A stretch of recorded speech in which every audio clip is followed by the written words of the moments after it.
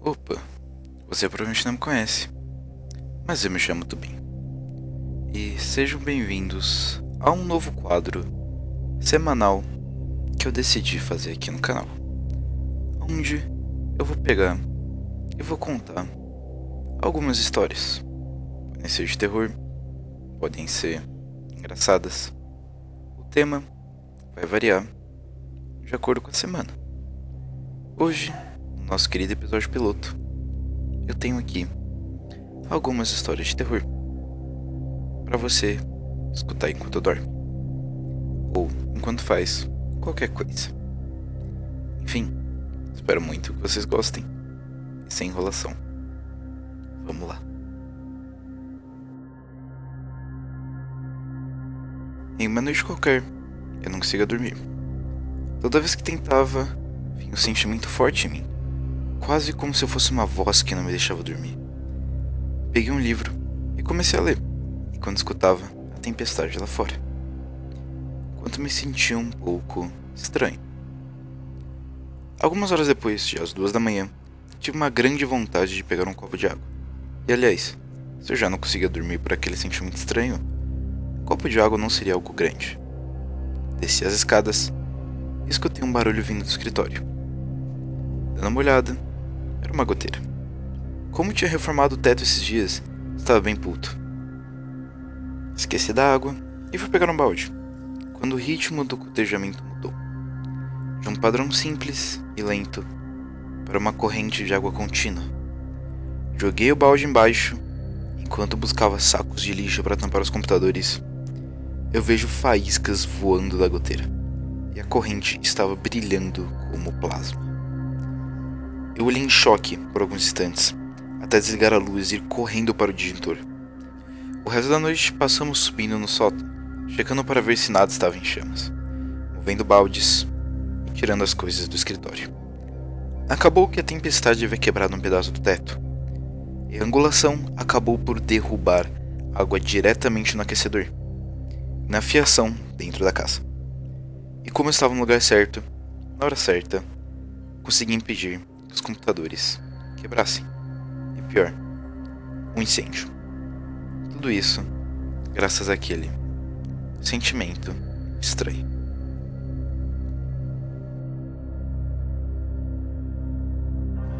Meu pai costumava visitar alguns clientes que moravam em uma fazenda isolada e medonha. Inúmeras pessoas diziam ter visto os fantasmas naquela região desde 1850. E os donos sempre faziam piadas com isso. Em uma visita a seus clientes, eles sentaram em uma sala vazia, em volta de uma mesa. Essa sala era literalmente vazia, tirando a mesa. Sem mobília, estantes, nada. Eles estavam discutindo sobre a área, e meu pai comentou sobre as aparições de fantasmas. Com isso, eles contaram sobre um homem que havia morrido na região 60 anos atrás. De 10 a 20 minutos passaram. Eles voltaram a conversar sobre os negócios. E literalmente do nada, o obituário cai. Um obituário recém-cortado. Meu pai pegou ele no ar e inspecionou. Ele pertencia ao homem que estava discutindo antes. Só para deixar claro, não havia nada de onde o obituário podia ter caído. Eu até tenho uma foto que meu pai mandou. Farei o melhor para encontrá-la. Minha tia faleceu 5 anos atrás, agosto de 2012. 6 meses depois, fevereiro de 2013, meu primo estava jogando campeonato de hóquei. Ele era muito próximo de minha tia. Estava devastado com a perca. O time deles nunca foi bom, mas nesse campeonato em específico, eles estavam indo muito bem. Tão bem que conseguiram chegar nas finais. Eles perderam, infelizmente. Mas é aí que o destino entra. Todos os troféus do segundo lugar estavam embrulhados em jornal. O primo pegou um aleatório. Justo aquele estava embrulhado no obituário de sua tia.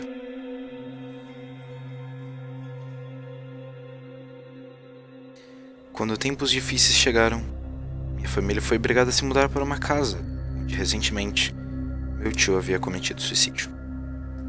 Ele havia feito isso depois de entrar em uma severa depressão, devido à morte de sua tia, que havia tido uma overdose no verão passado. Tudo aconteceu tão rápido que quando nós nos mudamos, ainda havia sangue em alguns móveis. 3 ou 4 dias depois, eu e minha irmã estávamos jogando videogame em nosso quarto. Até que na madrugada, ouvimos alguém batendo na porta. Não pensamos muito sobre e gritamos para entrar. Sem resposta. Outra batida. Nós paramos e olhamos para a porta. Mais uma batida. A maçaneta gira completamente e volta como se alguém tivesse a soltado rapidamente. Eu me levantei e abri a porta, esperando ver minha mãe ou uma de minhas outras irmãs. Eu abri e me deparei com um corredor vazio. Caminhei por ele e espionei um dos quartos. Ambas minhas tias e minhas outras irmãs estavam dormindo, sem nenhum sinal de terem acordado. Até hoje, me pergunto o que estava na porta naquela noite, ou se era só um fruto da minha imaginação cansada e com sono. Na casa onde moramos, há um grande portão. E eu e meu pai sempre sentimos que há uma presença estranha atrás dele. Eu não sei como descrever. Sei que só apenas sinto algo extremamente medonho e maligno vindo dele, toda vez que passamos por lá à noite. Similar àquela sensação que você tem quando alguém está te encarando. E você não sabe se a pessoa está te olhando ou não. Você apenas consegue ver os olhos dela, fixados em você. Só que dessa vez era menos humano. De qualquer forma, uma noite, cerca de 3 anos atrás, nós estávamos em uma fogueira com o resto da família. Tenho certeza de que era Dia de Ação de Graças, ou algo assim. E o assunto rapidamente troca para histórias sobre fantasmas. Até meu primo mencionar como ele sempre pega arrepios toda vez que passa por aquele mesmo portão à noite. E ele descreve como se tivesse sido observado, como se tivesse algo além do portão, olhando para ele. Algo estranho, algo que o deixa um pouco apavorado. Obviamente, os 3 idiotas decidem ir dar uma olhadinha no portão.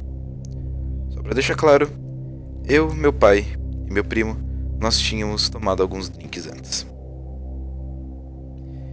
Nós não estávamos bêbados, mas ainda assim não estávamos completamente sóbrios.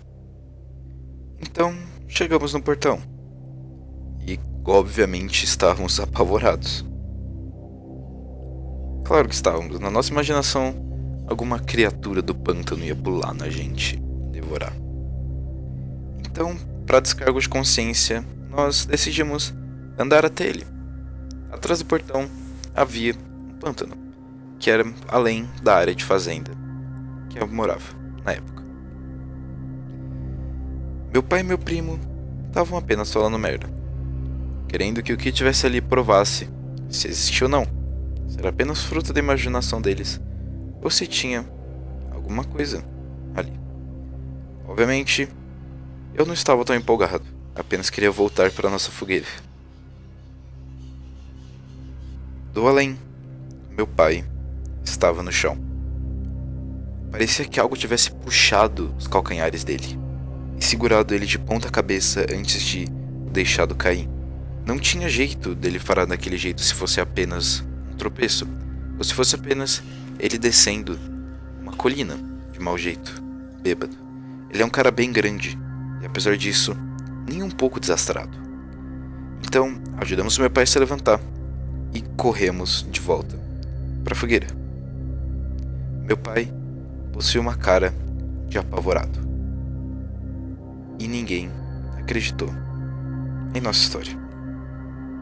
Aliás, também não teria acreditado se não fosse eu que tivesse a presenciado.